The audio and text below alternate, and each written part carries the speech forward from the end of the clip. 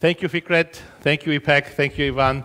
And thanks to Bosphorus University for hosting me here. And thanks to all of you for being here. Teşekkürler. İngilizce konuşacağız bundan sonra. So it's great to be back at Bosphorus.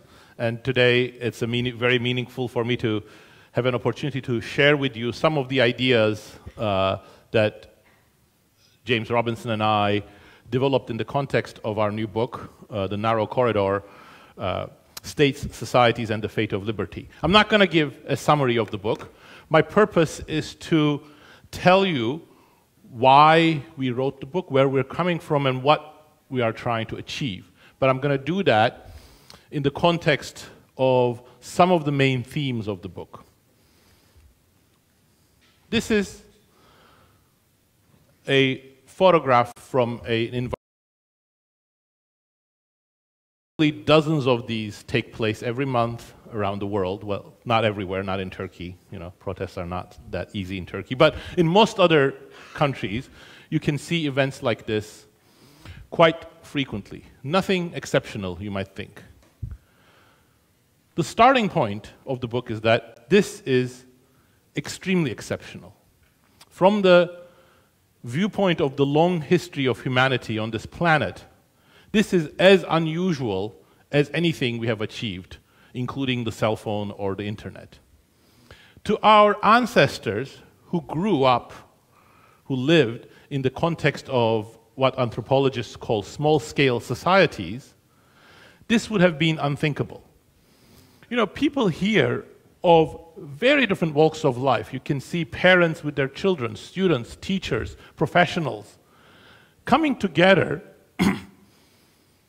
for a purpose that is not their immediate livelihood.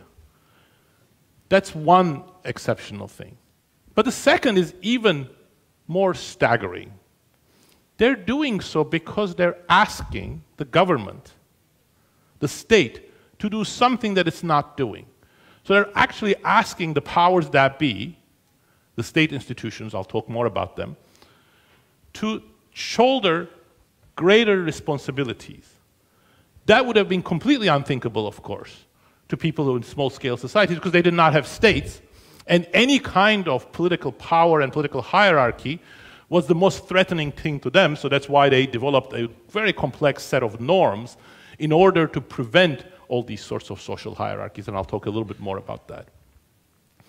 When finally states made their appearance in human history, they were despotic, repressive, and intent on reorganizing society for the benefit, economic, social, and political benefit of those who held power.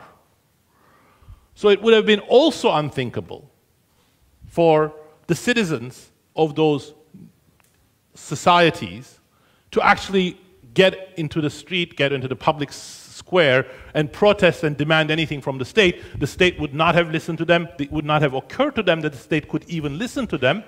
And of course, if they did something like this, they would have been duly put in jail or worse.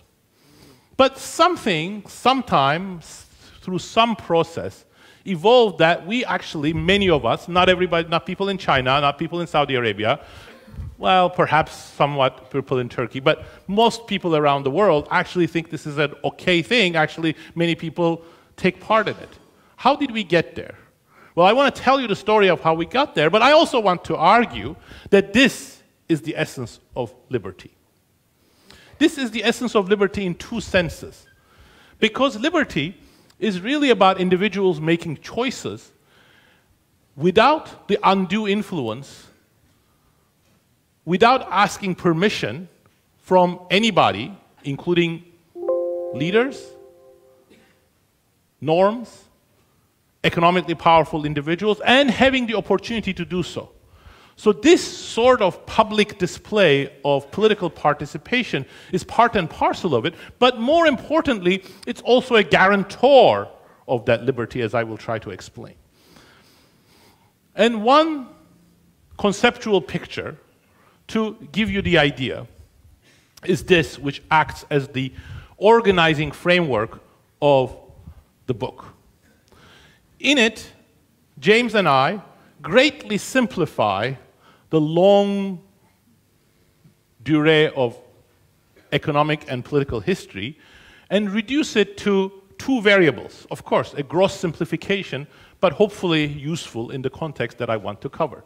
One is power of society, and the other is the power of the state. So in this part, where the power of the state is much greater than the power of society, you have what we call despotic states, states that are too powerful for society to contend with. Think of your garden variety empire, or dictator, or autocrat, or whatever you want. And its distinguishing feature isn't violence. Violence does happen in many of these states, violence against citizens, but its distinguishing feature is the inability of citizens to affect the direction of public policy, the choices, the social choices. Moreover, the arrows here, which are meant to represent the dynamic evolution of the capacities of states and society, are telling a particular story. They're telling you that in this region, these despotic states, like those in China, for example, will not only dominate society, they will also weaken society because they do not want to have the society to contend with them, to make demands, to keep them accountable. In this part, here, we have the opposite configuration. So here, state institutions are very weak, without the capacity to do anything that we take for granted from any self-respecting state. Regulate economic activity, impose laws, resolve disputes, use force against people if need be. Instead, you have a complex of norms and traditions that regulate conflict, that create their own social hierarchies, but also undercut any attempt by would-be strongmen to rise and build any type of proto-state. That's why the arrows here show this downward trajectory, meaning that there's really no room for the states to grow much within this space.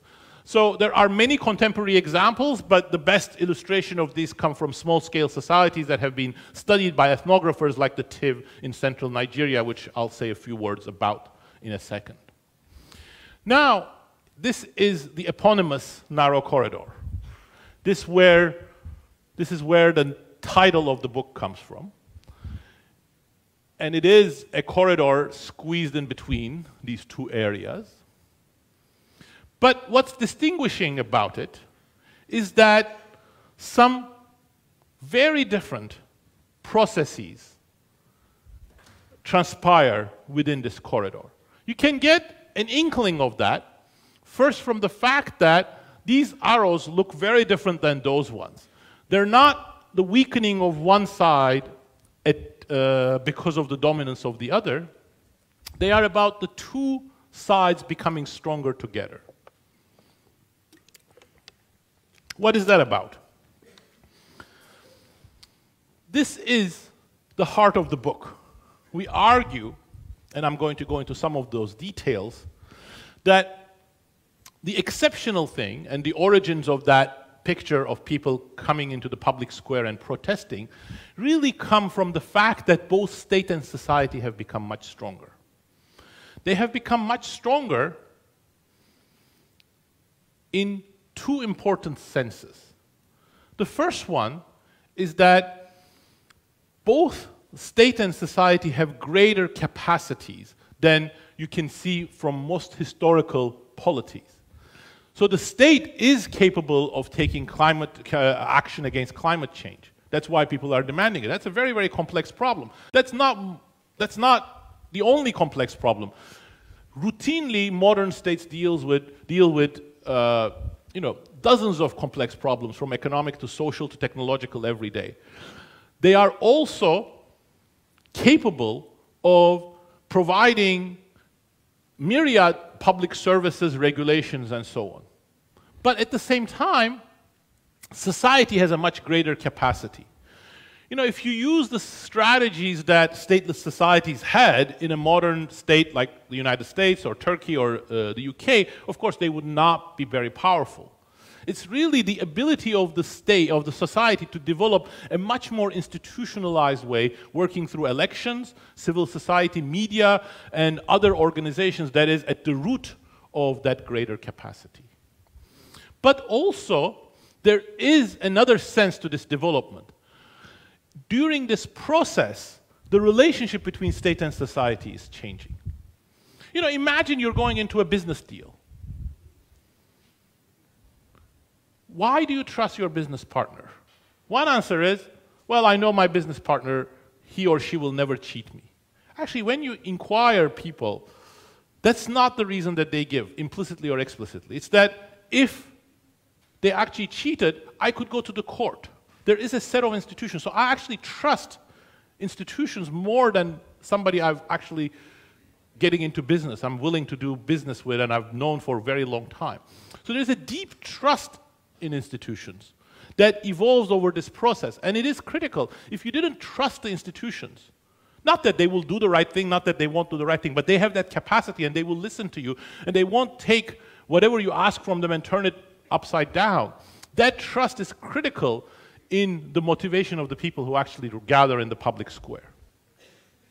Now, what I will argue and come back to at the end is that this has astonishingly important implications for how the economy is organized and how social relations work. Liberty is one part of it, and I will come to that. But let me actually start from the economy. So I want to illustrate with just two charts, because we don't have much time, two striking patterns, which, of course, are not directly about what I have explained so far, but are indicative of the same processes. So one is about democracy. Well, they're both about democracy. One is about economic growth, the other one is about distribution. So democracy is not the same as being in the corridor. There are several democratic countries that hold regular elections, but would have various sorts of dominances ingrained in their structure deeply. And if you go back in history, early societies that have arguably entered the corridor, and I'll give some examples thereof, were not democratic. But today there is an elective affinity between democracy and being in the corridor because, as I've already emphasized, democratic institutionalization of the power of the powerless, of the regular citizens, is a critical component of the power of society. And so one question that you might ask is, what does democracy do to economic growth? And that's an important question because in this day and age, we are continuously told that democracy is dysfunctional, that going in the direction of democracy would be economic suicide, and we should emulate China, we should emulate other countries that have a single leader, a powerful strongman at top, and not let the hurly-burly of democratic politics get in the way of good policies. Well, actually, the truth is quite the opposite, and that is critical for my argument because the nature of economic growth is both more innovative and more inclusive in the corridor. More innovative because you need the energy of society that cooperates and participates in every dimension of life, and more inclusive because top-down economic growth, which no doubt happens, look at China, is not going to bring the same sort of shared gains. So here is a very simple chart that I will put as Exhibit 1 in that claim. So what I do here is I classify every country since 1950 as democracy or non-democracy, and then we are looking at democratic transitions, so countries that go from 0 to 1. So therefore, you're not comparing apples and oranges, you're not comparing China to Switzerland, you know, they're completely different countries. You're looking at the question of what does a country do before it's democratic, after it's democratic. And just look at the simplest measure of economic progress, GDP per capita. Now, 0 is every country that transitions from non-democracy to democracy is centered at 0. Okay? So you're saying here, how do countries that democratize do relative to other non-democracies that remain non-democracies in that year? Now you see two things that are important, and I'll come back to them. The first one is that before zero, which means these are the years before democracy, typically there is a decline in GDP per capita. That's a very robust pattern. Dictators and autocrats don't generally, sometimes there are exceptions, but don't generally leave out of their own volition. They go because they are forced to go. And they are forced to go when things don't go well. So the critical times for autocrats is when the economy tumbles. So that's why you have this down. But then look at what happens. Right after democracy, there is no economic miracle. The economy starts growing, reverses the pattern a little bit. But look at it, within the next 20, 25 years, you have about a 20 percentage point higher GDP per capita. That's a very remarkable growth. You know, few things, even manna from heaven, wouldn't get you that much growth.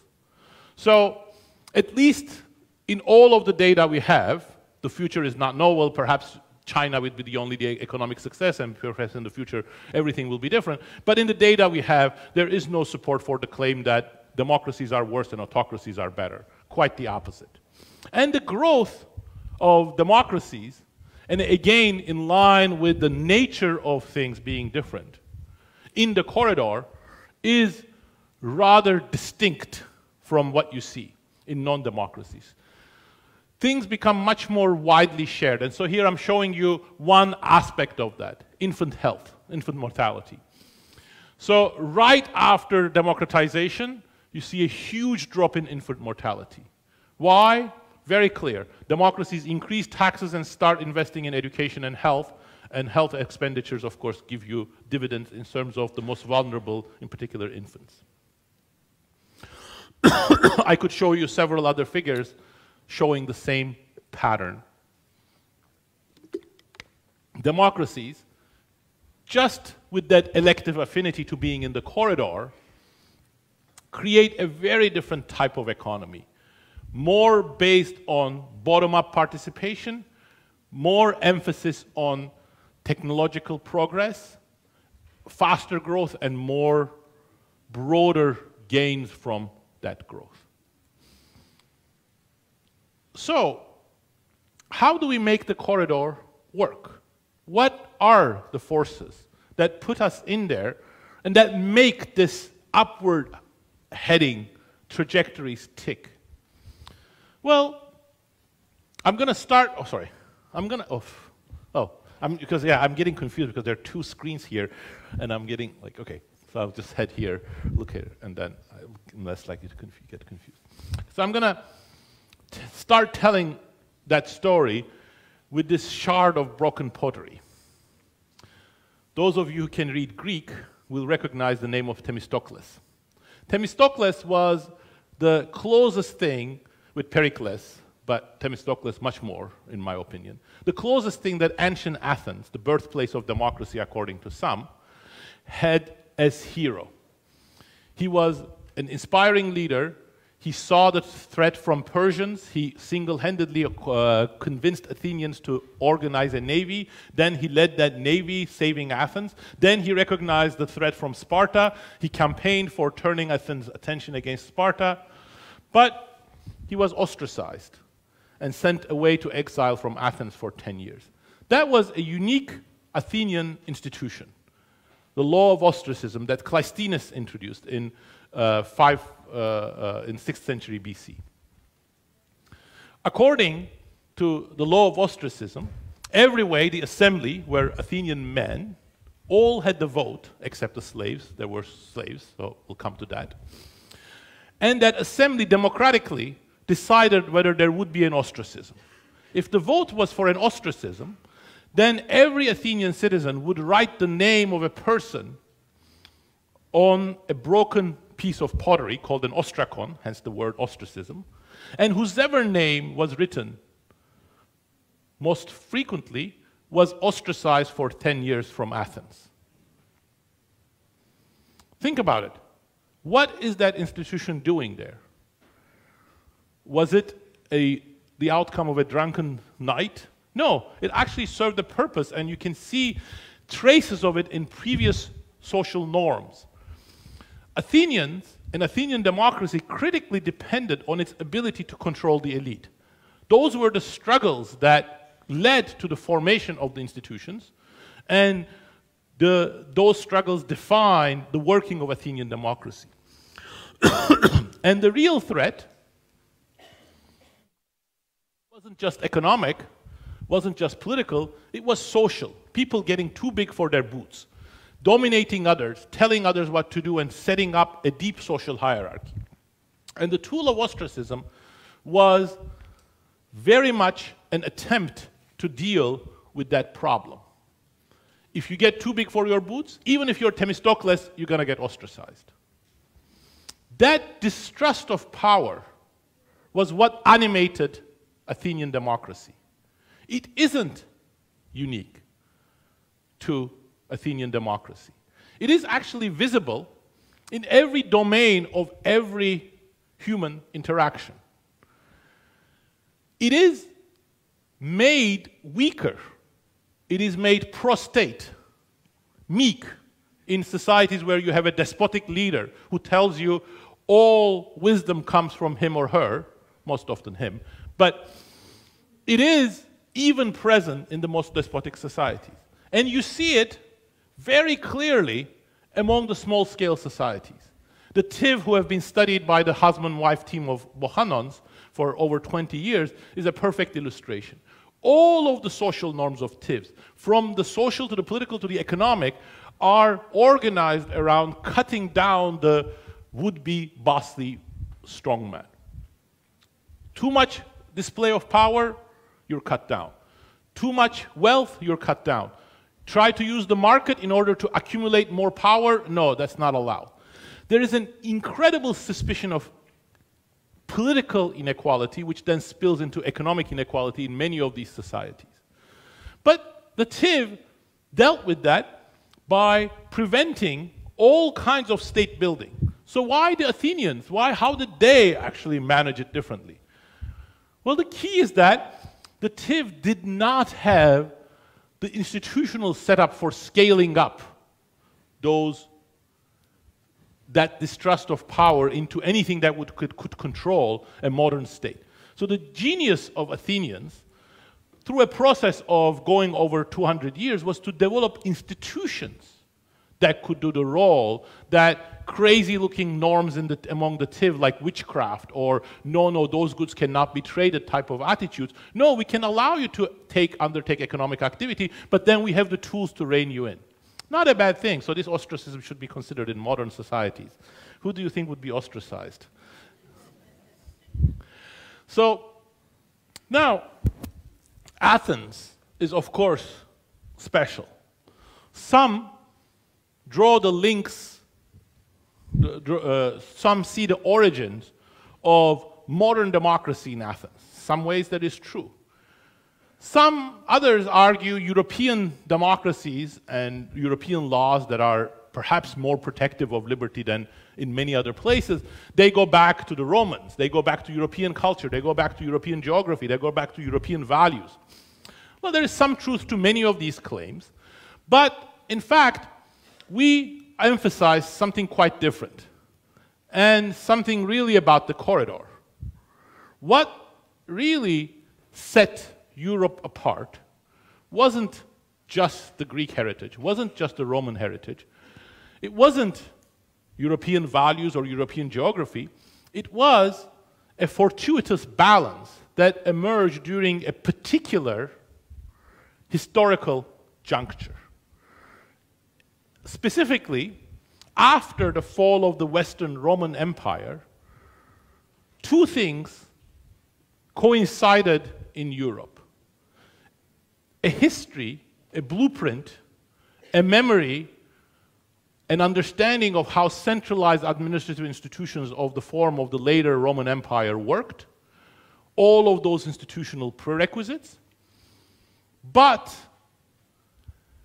a power vacuum that then created a political equilibrium that was very different from the Roman one. In particular, with the fall of the Western Roman Empire, Europe was run over by Germanic tribes, in particular Franks, that had a very different set of political traditions. And most distinguishing around their political traditions is that for their time, for 5th, 6th century, they had quite remarkably participatory political institutions. This is what some historians call the assembly politics of the Germanic tribes. Many decisions were made in assemblies, and even powerful warrior kings had temporary authority from the assemblies who had to validate their decisions, who had to give them legitimacy. This is Hincmar of Reims. Unfortunately, we don't have many in-person accounts. This is Hincmar of Reims, comes way after the early Franks. The Franks are an amalgamation of other Germanic tribes coming to focus with the Merovingians, and then after the Merovingians fall after 200 years, you have the Carolingians, so built by Charlemagne. So Hincmar of Reims was a teacher for Carloman III, a great-grandson of Charlemagne, and he was teaching him how he should reign over his realm. And he said, forget the idea that you rule this country. You need the approval of the assemblies. And he describes what these assemblies are. One for the elites, one for the regular people. Information has to be spread. They need to approve your decisions. And this is actually, 800 years, 700 years after what Tacitus describes about earlier, or Julius Caesar a little bit after Tacitus, about early Germanic tribes. It's remarkably the same. It's exactly the same two assemblies, exactly the same division, that the chiefs become powerful during times of war, but not otherwise, and this legitimation assembly, bottom-up decision, bottom-up communication. So these two, somewhat unique, not all unique. You have similar things among the Mongols, but perhaps some a little bit different. Of course, you have other bureaucratic institutions in China, around the same time, just like the Roman ones. But this confluence of these two semi-unique features was what set Europe into the beginning of the corridor here. So you have the power and capacity of centralized institutions, Roman law, for instance, and the ability of society to participate in politics. And it is that process that we argue put many European places inside the corridor in which they fluctuated wildly back, forth, sometimes out, but have, by very broad outlines, have also followed these trajectories of upward. But this corridor, and the European story, by the way, also emphasize that liberty is not static. It's something that you achieve over time. It's a process. That is obvious in the case of Merovingians, for example. Merovingians would repel us today. They were violent, they had slaves, women had completely subservient positions, they were deeply and confusingly religious. After Clovis, their first emperor, converted to Christianity as a political gesture, they became deeply ingrained with the Catholic doctrine. But over time, this development of state institutions started changing things. And it changed things in a number of ways, some of which I have already mentioned, but some are also quite distinct and important, worth emphasizing. Some of the process was about norms changing. And what do I mean by that? Well, I've described the norms that you have in these small-scale societies. They were effective in keeping people too big for their britches in check, but they were extremely stifling. And they created these amazingly deep social hierarchies. I am superior to you because of my gender, because of my age, because of various other social roles that I play. And those norms themselves were an impediment to liberty. So part of this process was the change in those norms.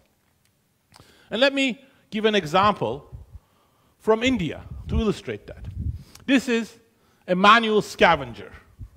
Manual scavengers, sorry, just before dinner, Their job is to clear animal carcasses and human waste.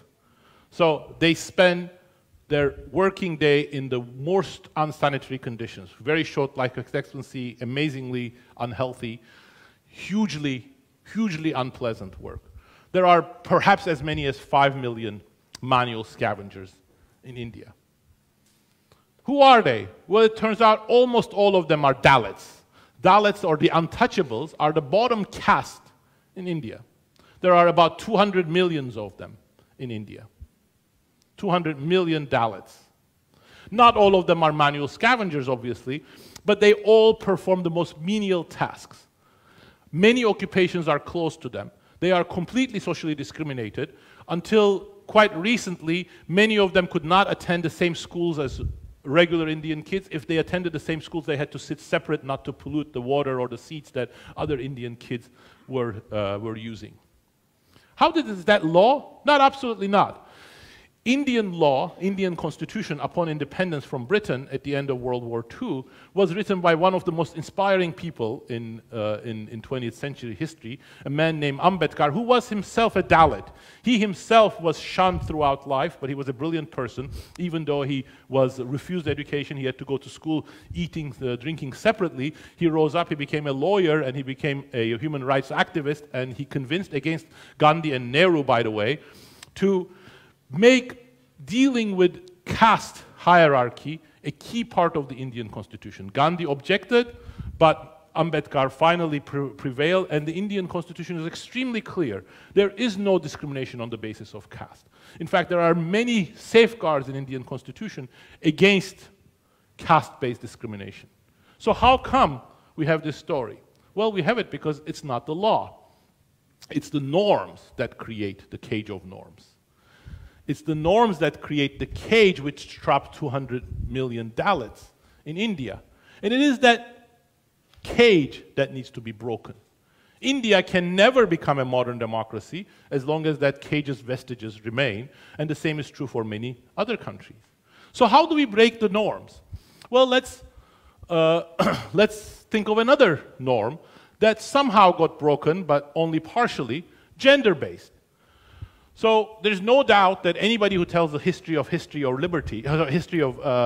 democracy or liberty would see Britain as one of the turning points after 1832, especially, where the first Reform Act extended voting rights to middle-class men, and the second and the third Reform Acts expanded the franchise. Britain is at the forefront of democracy. You have to say they are in the corridor somehow.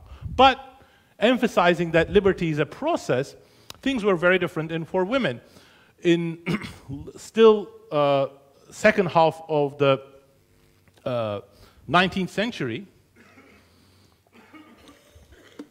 British women had no vote, had no political voice, but had absolutely no economic rights either. Women could not inherit money, they could not open their businesses, they did not even have any say about how their children would be educated or would do. So their husbands could decide to take their children away and they would not have no say. So that started to change very late. Again, it's a process. And another 70 years, things look very different in the UK. So how did it change? Well, one view, which is perhaps the most common one when it comes to every aspect of liberty, which says, well, we designed good institutions and we prevented, with the leadership of enlightened people, this sort of discrimination. And you can find your founding father for Turkey, for the US, for the UK, and say they are the ones who are responsible for liberty. In the US, it would be the founding fathers, Madison, Jefferson, Washington. But actually, the story is very different in every case. It was always bottom-up demands that frustrated the plans of those leaders that led to liberty. And those leaders, when they were unrivaled in their plans, that didn't really lead to liberty. So this is the United Arab Emirates way of dealing with the cage of norms and trapping women. So this gentleman here, Sheikh Al Maktoum, the ruler of Dubai, instituted a Gender Balance Award in the year 2017 to deal with the situation of women. So in the 2018, he's presenting the gender awards. So what do you see that's common among these 4 gentlemen who are getting the award? They're all gentlemen. So all of the gender balance awards went to men. And that's not uncommon when you have top-down schemes for improving things. Now, how did it work in the US or the UK? Well, first, women got the vote, so they got political voice, but that was only part of the story. Then the social norms had to change, and that's the part of the process. If you give the women the vote, but they are discriminated in family, in workplaces, in the social eyes of their peers as well as men, that's not going to be empowerment. So real freedom came from the social norms that started slowly, ever so slowly, and they're still in the process of changing. Now, all of this asks questions about history. So what about all of those structural factors, what political scientists and sociologists call structural factors, all of these big events of history? Aren't they important for understanding where state capacity emerges, where you have these strong states? Well, of course, everything is important, but not as much as the previous literature has emphasized. So in particular, one of the most dominant views in political science is one summarized by the political sociologist Charles Tilly. States made war, and war made the state. So the argument is, you see very different states and a very different political dynamics when you are engaged in war making, because that necessitates building state institutions and resources in the hands of the state. But for every structural factor like this, be it war making, be it trade, be it the type of crops, be it geography, you find several examples and as many counterexamples. So what's up with that? Well, our framework helps us understand. So it's all about getting into the corridor. Why? You can have despotic states, but despotic states are only high capacity relative to these absent or dysfunctional states. The true state capacity comes out of this process where you start trusting institutions, society and state contesting power, and in the process cooperating. So that's about getting into the corridor. Indeed, Tilly is right. There are examples in history, like Switzerland, which was a disparate set of mountain farmers that were very suspicious of political power, very well armed, and very unwilling to obtain any sort of central authority. But when they feel themselves completely threatened by the Holy Roman Empire's invasion, they band together and form the Swiss Confederacy. Centralization of political power, they form a unified army, they set up laws to deal with the endemic blood feuds that were ongoing. Nothing like that happens in Montenegro. Montenegrins fight the Ottomans all the time, as many people in this room learn from your history books. They fight very well sometimes, but they never centralize political power.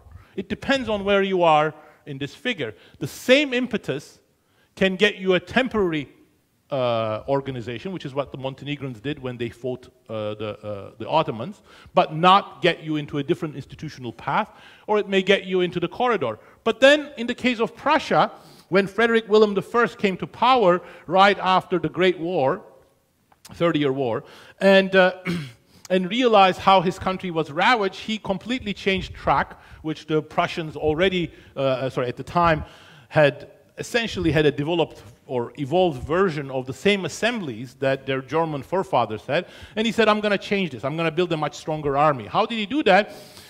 The first thing he did, he sidelined the very powerful at the time assemblies, the parliaments of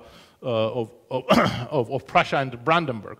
Then he introduced very heavy taxes on land so that all the resources could be centralized in the hands of the power, in the hands of the state. Then he introduced a heavy form of conscription so that he got all of the men, especially physically fit men, into the army. Completely reorganized society into a military way so that Voltaire would say, normal states have armies. In Prussia, the army has a state for itself.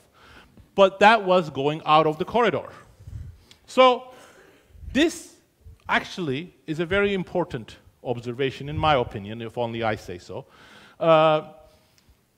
Shocks that have the same form will have very different implications depending on where you are and depending how you use them.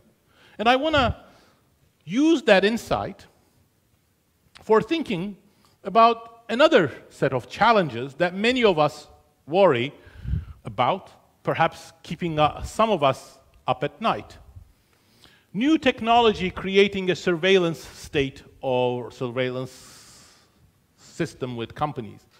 So this is Tiananmen Square. These are facial recognition cameras. I don't know how well they work, but they are there. And they're not the only tool that the Chinese state uses as a modern technology for monitoring protest activity. You don't see people protesting in Tiananmen Square. But that's not enough. The Chinese system uses a complex AI in order to track every activity, and so you create a unified map of your online and offline activity so that good behavior can be rewarded and bad behavior be punished. And where do you think criticizing the government falls into, good or bad? So many people worry that this sort of use of technology is going to mean the end of freedom. Is it so? Well, this perspective suggests, well, perhaps that's a strengthening of the state that might get us out of the corridor, but it would depend on how we use it, how we contend with it, how we confront it with increased capabilities of society, and where we are in terms of our balances. The effect of AI technology on China need not be the same as the one in Turkey or the one in Nigeria or the one in Switzerland. So how do we think about that? Well, we can use this framework, but let me apply that framework to some prior concerns about similar things. The great economist, Frederick Hayek, has shaped political and economic thinking in the 20th century as much as anybody. In 1942, Hayek was an emigre from Vienna teaching at the London School of Economics, my alma mater. London School of Economics' director at the time was a name called William Beveridge, who came up, or he led a team of bureaucrats, civil servants, to write what became known as the Beveridge Report. Beveridge Report was a blueprint for the British welfare state that got immediately implemented during the war, in the middle of the war. It legislated, or it recommended things like minimum wage, national health insurance, social security, aid for needy children, disability insurance, lots of safety regulations. It was completely transformative. It was probably a very important ingredient for Britain not folding, because the British people, the working class people, got completely energized by this promise of a very different political system. James Griffiths, who became Minister of Labor after the war, said, in one of the darkest hours of the war, in the end of 1932, the Beveridge Report fell like manna from heaven. But Hayek was worried. He thought this looked very much like a form of new totalitarianism. He first wrote a letter to Beveridge, then turned that into an article, and then turned that into a book, which became The Road to Serfdom. What Hayek was worried about was that this new, if you want to call it technology or capability, this administrative state, was going to be the dominance of the state and elites over society and the end of freedom. In his own words, which sound very similar in some ways to the imagery that I try to present in the form of the corridor, he says, this means, among other things, that even a strong tradition of political liberty is no safeguard if the danger is precisely that new institutions and policies will gradually undermine and destroy that spirit. So what he's saying is that you may be in the corridor here, but make the state much stronger, and you'll get out of the corridor. But Hayek was mistaken. He was mistaken for two reasons.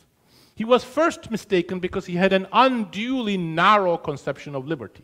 For Hayek, liberty meant the state doesn't interfere. So any administration, any extension of the power, administrative power of the state, to him meant a threat for liberty.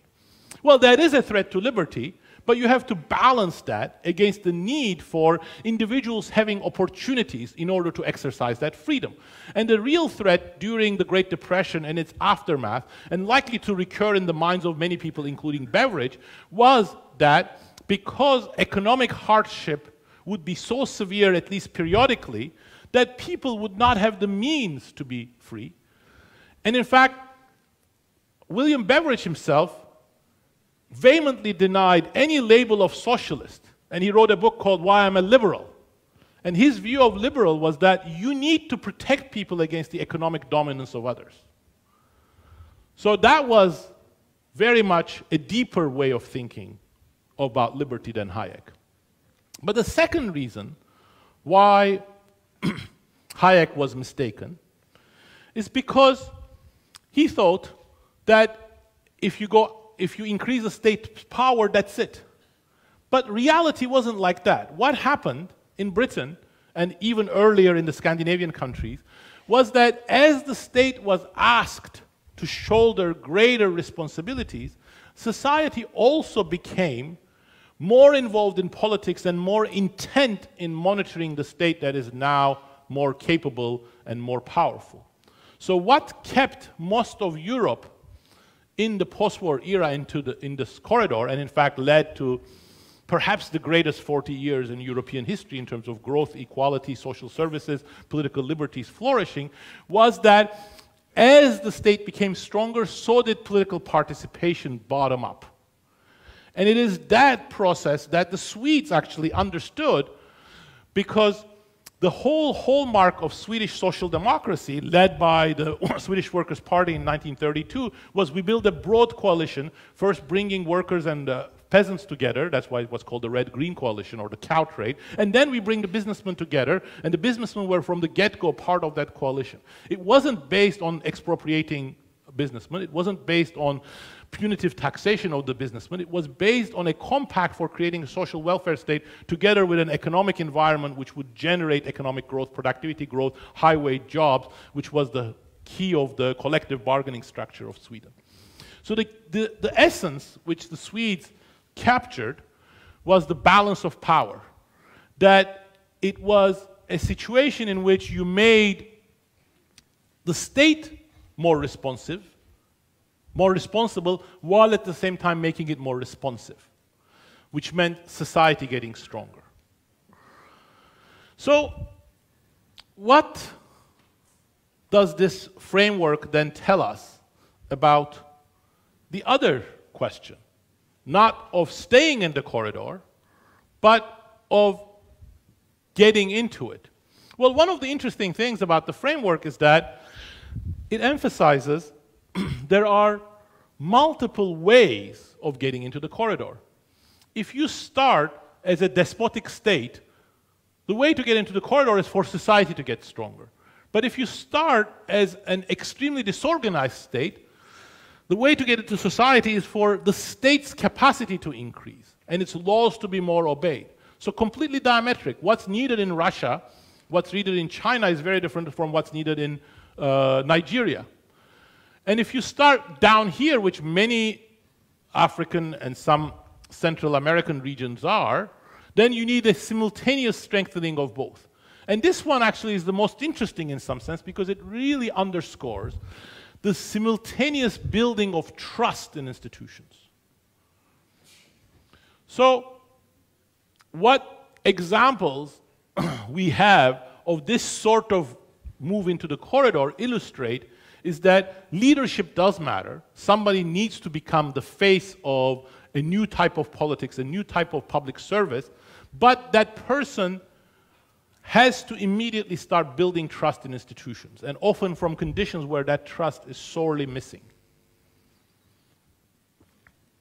So it is a simultaneous deepening of the power of the state, tax collection, regulation of economic activity, law enforcement, refuse collection, basic public services, while at the same time you make the state more open to criticism, more open to influence. It is best captured by Fashola, one of the mayors of Lagos, which started as one of the most dreadful places in the world, crime-ridden, very dysfunctional, nothing worked, and transformed itself completely in the course of about 10 years. Fashola gave his cell phone number to citizens so that they could call him if the public services weren't working. That is a very different type of politics than what you are used to. But you see that it happens. But it also underscores, again going back to this question, really, if you want to stay into the corridor, you do need to cherish that trust. You need the trust to get into the corridor, but if you are in the corridor and you lose that trust between states and institutions, you do leave yourself vulnerable for spinning out of the corridor. And why is that important? Well, because one aspect of the threat in the current environment is that there is increasing dissatisfaction and discontent. A lot of that is related to a notion of economic gains being unfairly captured by a small segment. But that really says it is critical to deal with it, because what we are seeing around the world is that this notion, this sense of unfair inequality building up, those who control power looking after their interests while the rest are not benefiting from technology and globalization, that is a recipe for destroying the trust in power. So, and the way to deal with it, just like the Beveridge Report, just like what the Swedish Workers' Party understood, is that you have to deal with both the root causes and some of the ramifications of that inequality. Better social safety net, better effort for building opportunities for everybody. And if you don't do that, you are in danger, because that trust being eroded is going to take you out of the corridor. But if you do that, you're in danger too. Because Hayek wasn't completely wrong. If you do that while getting the balance of power right, then you're going to be in trouble as well. Now, I also wanted to say a few words about Turkey, but I am already out of time, so let me be brief in that. What I want to sort of highlight is that Turkey, in some sense, has had several opportunities to enter the corridor, but hasn't generally used them. And the reason why it hasn't used them is because what moving into the corridor means is for society's power over politicians and leaders to get deeper. And that hasn't happened in Turkey. And when that doesn't happen, it is impossible to get all of the other things that you need to have from being inside the corridor. And I will just show you two more pictures to summarize that. One is that, as I emphasized, inside the corridor, you get growth, but you get a different kind of growth. So what you see in Turkey is that, especially over the last 20 years, you do have growth, but that growth is not high-quality growth. And it's not high-quality growth by one simple measure, but I can show you others, which is that what economists call the total factor productivity, how efficiently we're using our physical capital, human capital, labor. That's negative or zero in Turkey for most of the period. And it's our inability to improve the structure of the economy, the productivity of the economy that is at the root of this. So if you look at what Turkey exports, these are medium-tech and high-tech products. We export no high-tech products. The medium-tech products, they increased for a while, but they stayed constant.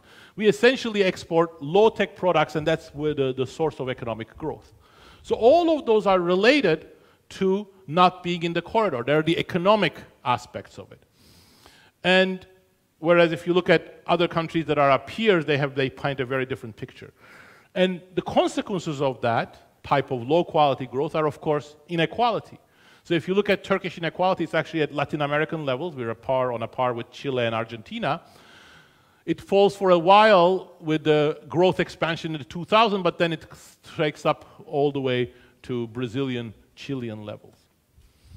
And of course, all of this, as the narrow corridor highlights, is all about political participation.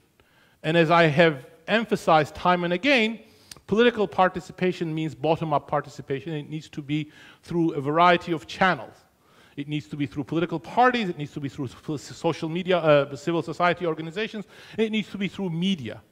But Turkey tops the league of journalist jailers. We actually house about a quarter of all journalists who are in prison in Turkey at the moment. But that, of course, is completely inconsistent with politics inside the corridor, because muzzled society cannot be part of the corridor.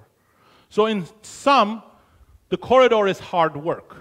It's not easy to get into it, it's easy to get out of it, and it is not going to be a gift. Efendim? Yok sen al. Çünkü online sorular da geliyor. Öyle mi? Okey, o zaman tamam. O zaman ben yapayım. Okay. We're just talking about how the online questions will be transmitted.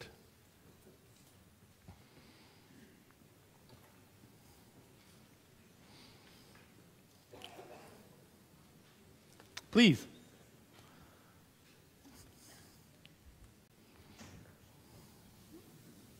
Daron Bey, thank you very much for this wonderful presentation. Truly enjoyed it. Very informative. My question is, actually I have twofold. One is in the charts that you have shown, after 25 years we see a decline in the chart. Do you have any ideas around that? Democracy chart. Yeah, exactly. That's. I'll take that immediately, and then I can take your second question. Okay. That's just, things become. I didn't put standard errors around here. If you put standard errors, they're all wild after. So these are not very precisely estimated. So it's really up to this 20 years that you should think about. So there are a lot of other things going on. So this is unconditional, meaning that you're not conditioning on democracy surviving. So after 20, 25 years, many democracies are going back out, so it's getting very imprecise. So it's really this region here is precisely estimated. And the second question is, what do you think, what is your prediction for China? Well, I think, the framework forces us into a China answer. Not everybody may like it, but China is the quintessential example of this despotic path. So what it means is that it is really the place where for 2,500 years you've had an essentially meek society. It wasn't always like that. In Chinese history, if you go back to 800 BC, for example, you have what the Chinese historians call the spring and autumn period, which they describe it a little bit like the Italian communes. Much more political participation, much less top-down control. But after the Warring State period, where there were huge casualties with 100 years of wars, the Qin state, and with this legalist philosophy of Lord Shang, was victorious and followed a very different reorganization of society, very top-down, and every Chinese dynasty since then has followed that. So as a result, you have a relatively high capacity, for example, as captured by the meritocratic bureaucratic system, examination system, but also met by a very meek society in China. So that makes it much harder for China to get into the corridor than, say, Turkey to get into the corridor. In Chile, you have a bloody dictatorship of Pinochet. You would think after Pinochet's dictatorship, Chile has no chance, but it has a much better chance because, where do you're in the corridor, you have a dictatorship, but you're still in the vicinity of the corridor. It's much easier to build on those existing political traditions. What political traditions will the Chinese build on? But it is very important to emphasize, this is not a cultural story. It is not saying that the Chinese don't have the culture. You see that in Hong Kong, exactly the same culture, amazing overlap with the Chinese culture in every respect, but an incredible thirst for democracy. It's about organization of state and society. Daron, I have just received a related question. Why do infant mortality and economic inequality increase again in the later stages of democratization? So yeah, as I said in response to the previous question, they don't. It's just when you go out 25 years, things are becoming imprecise there. Thank you.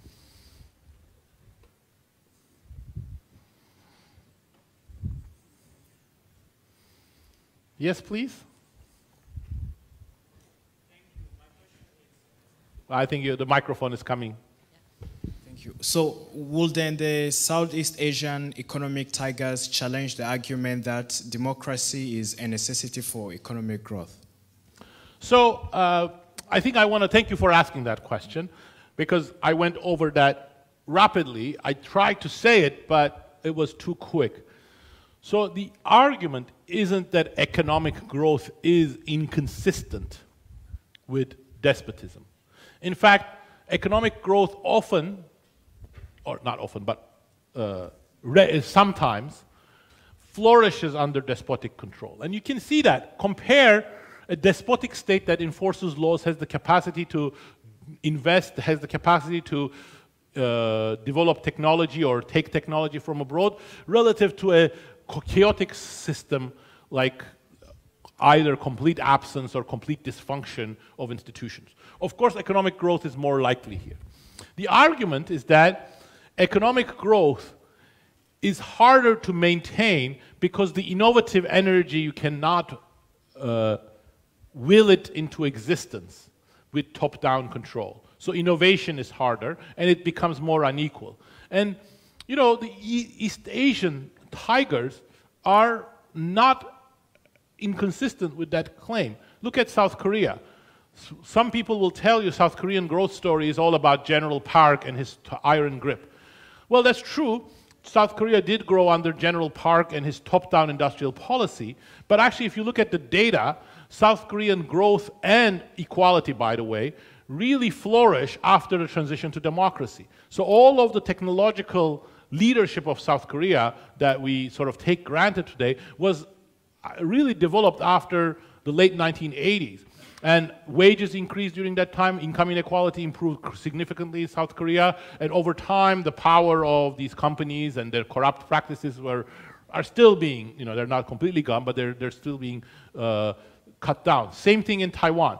Now, Singapore is a bit different, but it's exceptional for other reasons. But the South Asia is also consistent with both the demand for democracy. You know, in South Korea, again, democracy didn't come because the generals decided. In fact, there was a strong union movement and a strong student movement. They went onto the streets. First, the army shot them and imprisoned quite a bit of them and killed a couple dozens. But then they had to give in under a variety of international and domestic circumstances.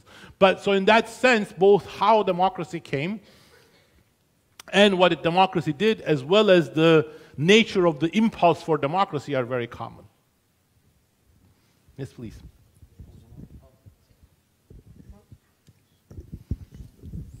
Whether Turkey has been on a despotic path, what is your answer on that?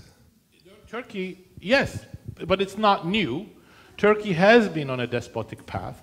I think it has periodically had opportunities to change course, but it hasn't generally succeeded.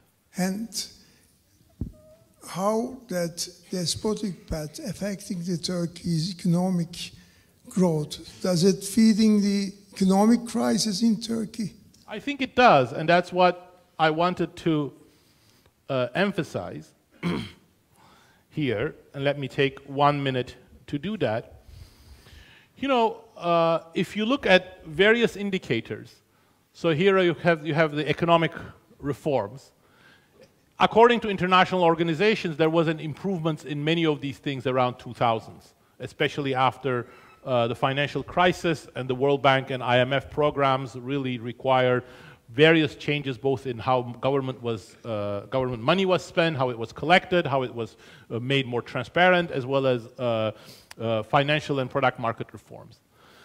This went hand in hand with various political reforms. So you see the political rights indices, say, for example, from Freedom House, hitting rock bottom in the 1990s and then improving in the early 2000s. And that is, even though it was very imperfect, it was ham-handed, but it was still important in changing the Turkish growth trajectory and potential.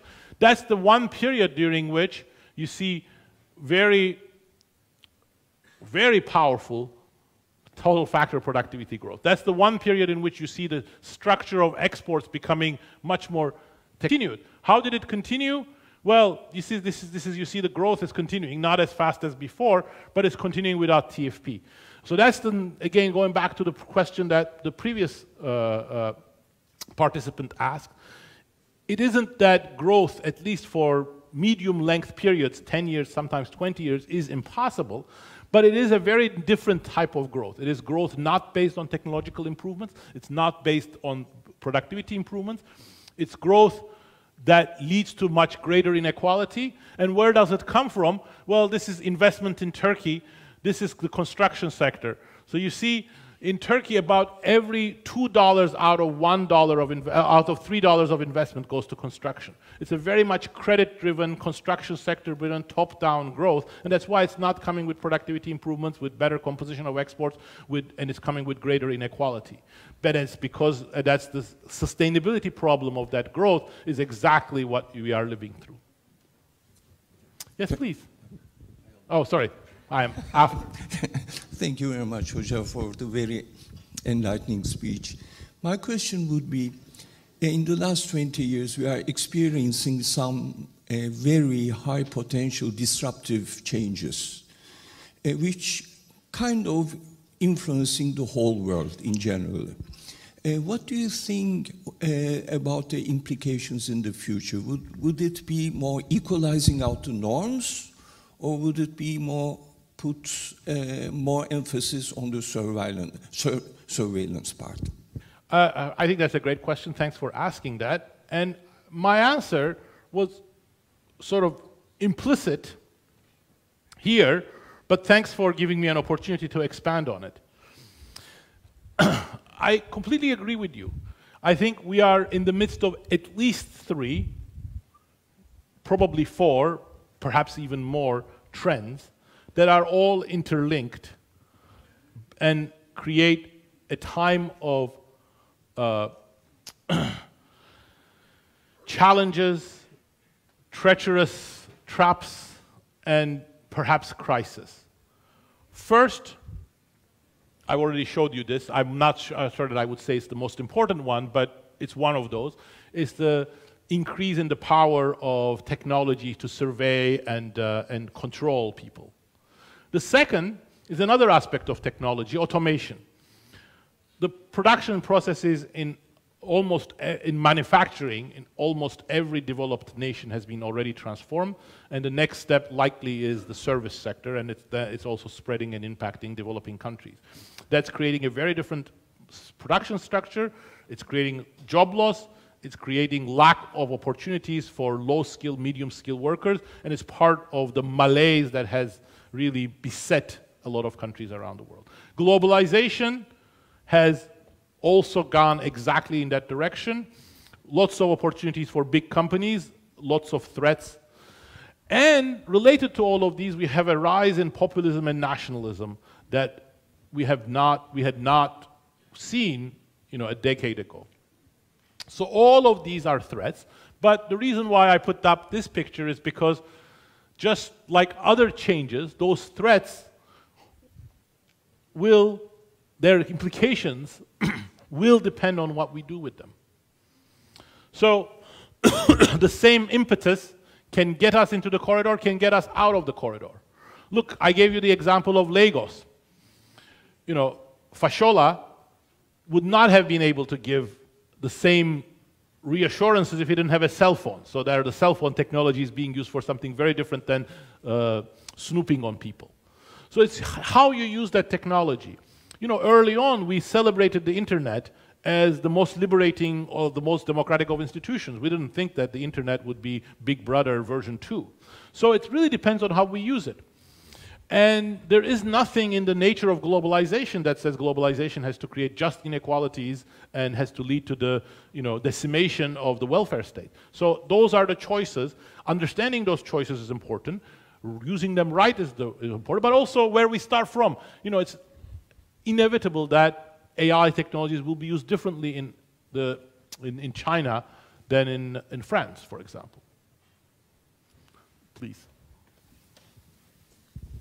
First of all, thank you for theorizing what we all long for these years. How do we understand that there is a strong demand for democracy in the society? What facts and figures do we look for to understand this? And what happens if half of the society demands democracy and the other half does not? And finally, what if the society has a totally wrong, a totally misunderstood concept of democracy? We have the saying, very famous, kendine Müslüman, and can you evaluate all these questions for the case of Turkey as well? Thank you, Mr. Acemoğlu. So, of course, each one of them require a 15-minute answer minimum. And I'm not sure whether everybody would like to stay for that. But let me say a few things. First of all, on the demand for democracy. If you look at the data, and every data set is imperfect, but both the common ones like Freedom House, what you see is that there's a very strong expansion of democratic rights, political rights, civil rights in the world, pretty much everywhere in the world, different waves, happens differently in different parts of the world, but up to about 2005. So there's and this is the period where everybody is politically participant. There's a lot of mobilization in many societies from Latin America to Asia. And then around 2005 it starts reversing. Perhaps 2007. It's hard to know exactly. So I don't think the demand has gone away. And you see that, in places like Hong Kong or Chile, where people are really want to go onto the streets in order to demand more from the democracy or demand more democracy. But, of course, it isn't a happy time for democracy. And some of it I've already mentioned, so let me repeat it because it's important. One is that when people lose their trust in institutions, that is not an opportune, that is not a convenient time for democratic empowerment. Because democracy does depend on people delegating power to experts and politicians in the belief that they can then rein them in. But if you stop believing in that, it doesn't work. You may want a populist authoritarian leader, or you may want laws to be completely ineffective, but you will want something else, and that's what we're seeing. The second is, and that is partly because of this inequality and unfairness trends that I emphasized related to automation and globalization. But the second is this. If you live in a society where the government is keeping social credit score on you, it's very hard to have a vocal voice for democracy.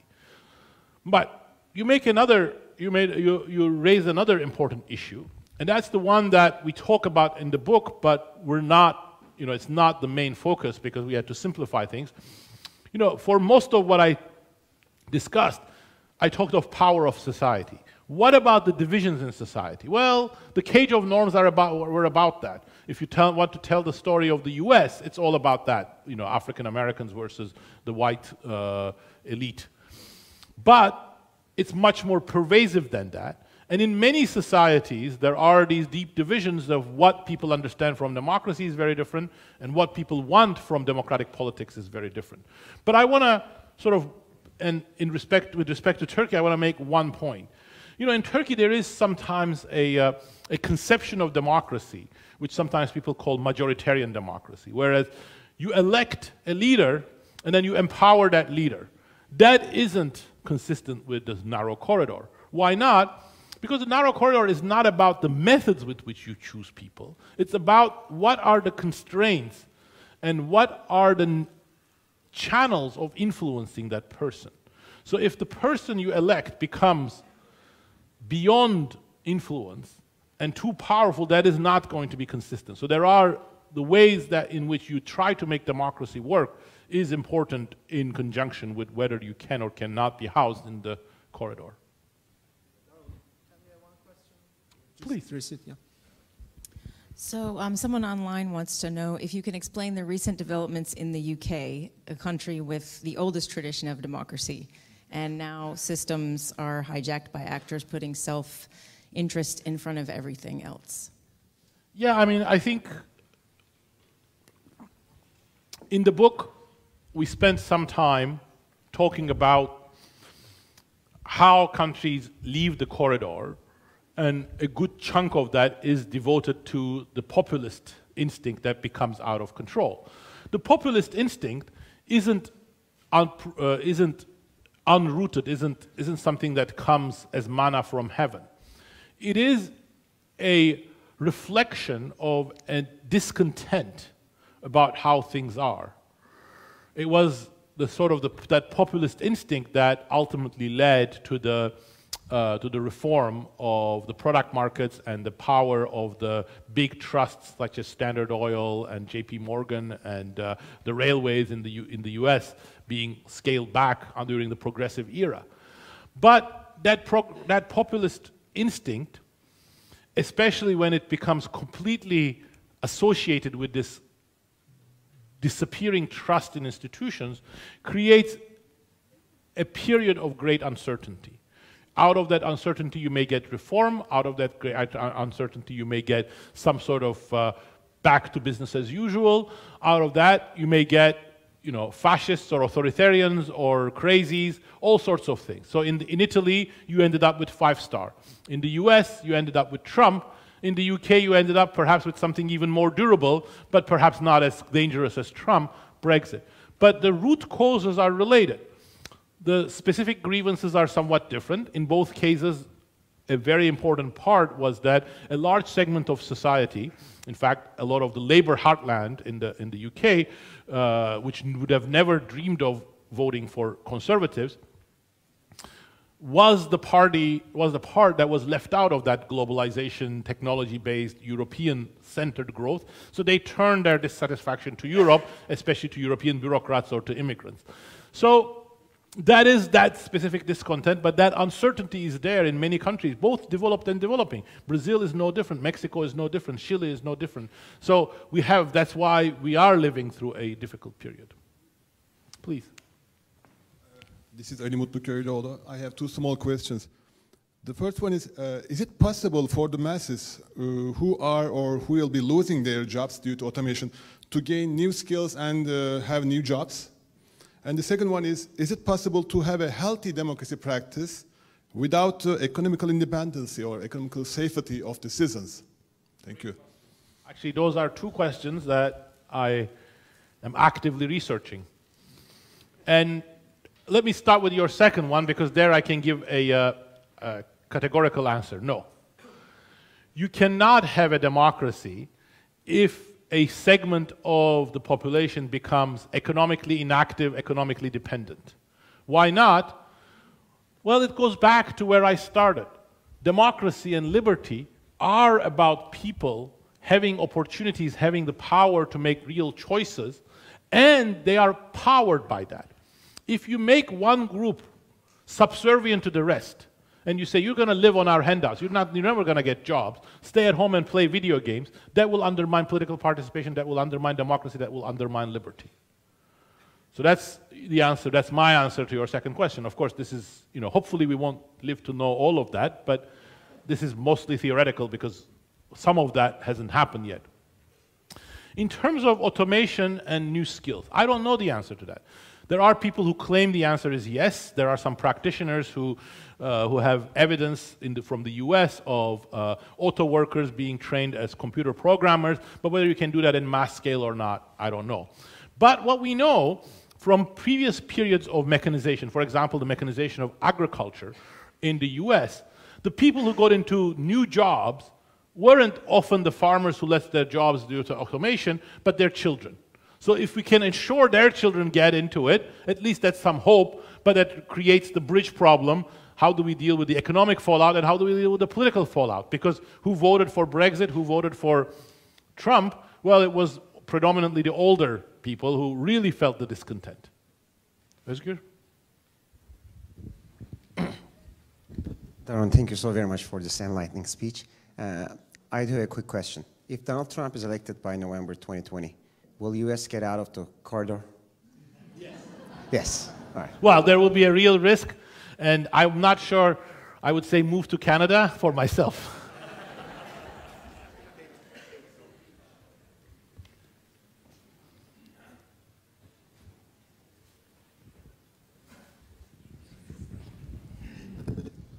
Thank you. So you assessed briefly some of the historical genealogy for this narrow corridor, so the memory or legacy of the Roman Empire and the participatory habits of the German tribes. I wonder, closer to us, what would be the place of colonial exploitation for the for this genealogy of the corridor, and if you think that the balance of power in the corridor could be also created by global inequalities outside the corridor. Thank you. For asking that question. So let me actually clarify one thing which you did not imply, but I fear my emphasis on the European case, because it's interesting, that emphasis might have created the misimpression that in the book we nowhere claim that the corridor is a European phenomenon. It has occurred in many places. It has been more durable in some parts of Europe than others, but there is nothing European special about it. So I want to first clarify that. The second question is about, well, I can take that in a narrow way or in a broader way. The narrow way would be about just the colonial expansion. But the broader way would be, is it a global dependence where being in the corridor in one part is dependent on some other parts being pushed out of the corridor or being pushed into some other corner? Now, I actually don't believe so. So I do not subscribe to world system or dependence theory type ideas that those global dependencies are a necessity, while also completely recognizing that the colonial experience was both destructive for many parts of the rest of the world and set them back in any potential for moving into the corridor. A lot of that history we don't actually recount in this book because a lot of that was in Why Nations Fail. But also that in some special cases, that colonial linkages might have helped the institutional evolution. And in particular, again, in Why Nations Fail, which we mentioned briefly in the current book, is in the case of Britain, or England at the time, where the ability of a new class of merchants to benefit from, from colonial exploitation was really critical in the political and economic balances in England and then in Britain, in a way that would have made probably many of the subsequent developments impossible. So I think as a case of historical record, those interdependencies are present, and the colonial impact, negative, was very important in many cases, but as a general theoretical proposition, I do not subscribe to that. But also, this perspective emphasizes another point which should be obvious but still bears repeating. The fact that you are in the corridor and you're constrained against people who have voice and power in no way implies that you're going to be nice to people who don't have power. That may over time evolve. Some social norms may change very slowly, but generally many corridor-bound polities have made many terrible things. King Leopold himself behaved very well at home while ravaging and cutting people's hands in the Congo. So being in the corridor doesn't mean that you're nice against people who are voiceless. And that's what really the Greeks understood. That's why it wasn't enough to have those assemblies. That's why they needed to uproot hubris in the country. Please. With regard to this long debated question or issue of social democracy decaying, how would it affect the many nations, states going out of, countries going out of the narrow corridor? What do you think about that?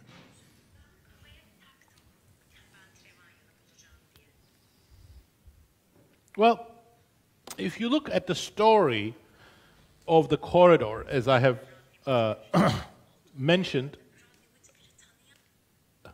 as I have explained at the end, you will of course recognize, as you did, that social democracy is a very important part of it. That in some sense, if you stop, I mean, I'm over-interpreting it, but if you stop Europe where it was, you know, at the beginning of the 20th century, it would be somewhere here. Much less capacity of the state, especially in economic affairs, but also in some social ones, and much less participation in politics. And much greater risks and limits on liberty because of economic dominances, inequalities, uncertainties. So the social democratic compact that really changed labor markets, changed regulation, changed redistribution, at the same time, creating more democratic participation was a very important part of it. So that's just the preamble to your question. It is also my opinion, and I think it's even less controversial, that the last 2 decades have not been happy times for social democracy. I think globalization necessitated changes that not all social or not many social democratic governments have been able to do. The fall of Berlin Wall removed some of the arguments that existed for restraining markets in some domains and created hubris on the sides of the people who wanted to get rid of social safety nets. And I think the overreach from some social democratic governments, for example in Sweden, sometimes backfired. So all of these things, I think social democratic erosion or decay, as you called it, is a part of life. But also, I guess my account would suggest that something like social democracy, and I'm not saying that on the ideological space, but more on the space of better participation in politics, coming together with different new and more creative responsibilities on the part of the government, I think those are necessary for the corridor to work in the decades to come. We are running out of time. I know I'm giving too long answers, I'm sorry. Perhaps one final question, but this time from students. Please. That would be. Please, yes. Mikrofon getiriyoruz, bir saniye. I can repeat the question.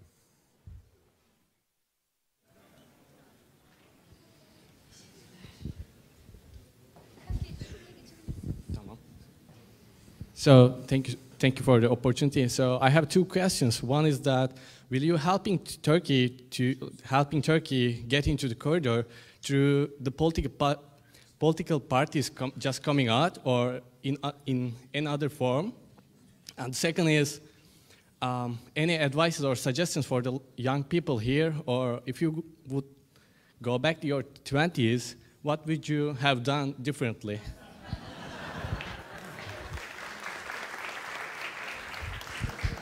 That's a hard question. Let me answer the first part of the question. If indeed my very high-level summary is correct, for Turkey to get into the corridor, what it needs is path 1, perhaps with a little bit of path 3, which is, but critically, power of society to increase. That's not something that you can do with just by pulling down a single lever. It's a multifaceted process. It requires more democracy, better media, better social, better civil society.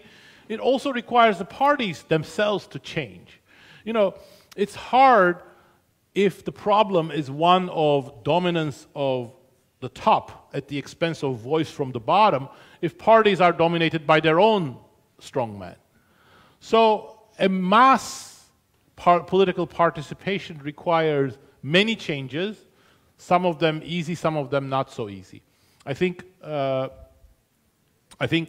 that is the reason why we can tell many more stories of countries persisting on this path, and that's why these are paths, and these moves in are the unusual events.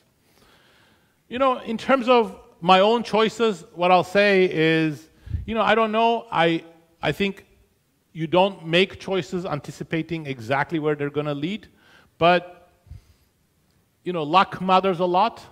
You make some lucky choices, but to me, I think the most important thing was I was passionate about what I wanted to do, both academically and beyond, and that, I think, was part of my luck, and the second part was that sort of met opportune conditions. So I advise you to be lucky.